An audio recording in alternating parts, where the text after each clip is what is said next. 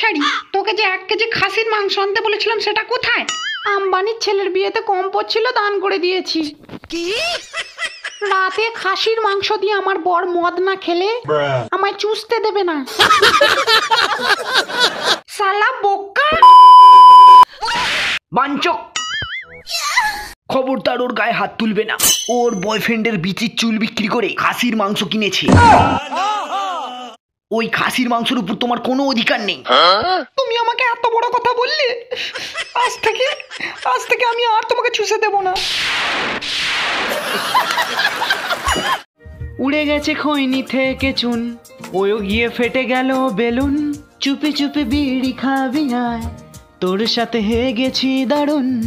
একার গুটকা খাবি কতদিন, আমাকে সঙ্গী করে নে। বিমলে জর্দা মিশিয়ে আমার গালে ঢেলে দে। তুই হুক্কা দিয়ে চুল্লু খেয়ে ধরিয়ে দে পোঁদে আগুন।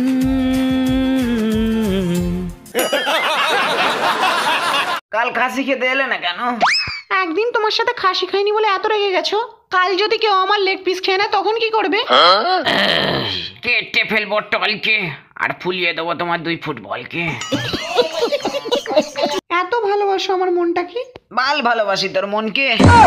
আমি তো শুধু তোর সাথে খাসির মাংস খেতে চাই, তোর লেগ পিসে কামড় বসাতে চাই।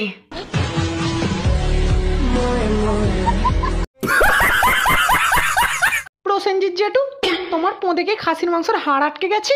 একটা অপরিচিত সেক্সি পাঁটার বিচির ঝোল দিয়ে মাল খাবে বলে তুমি হুট করে পাঁদারে হেগে এলে। আর যে পোল্ট্রি মুরগিগুলো দিনের পর দিন পোকা খেয়ে তোমার লিভারে হজম হবে বলে এ বাড়িতে আমাদেরই চালায় হেগে বেড়াচ্ছে, তাদের তুমি খাবে না? পূজা, প্রসেনজিৎ নিজের মনের ইচ্ছায় খাসি খাচ্ছে না।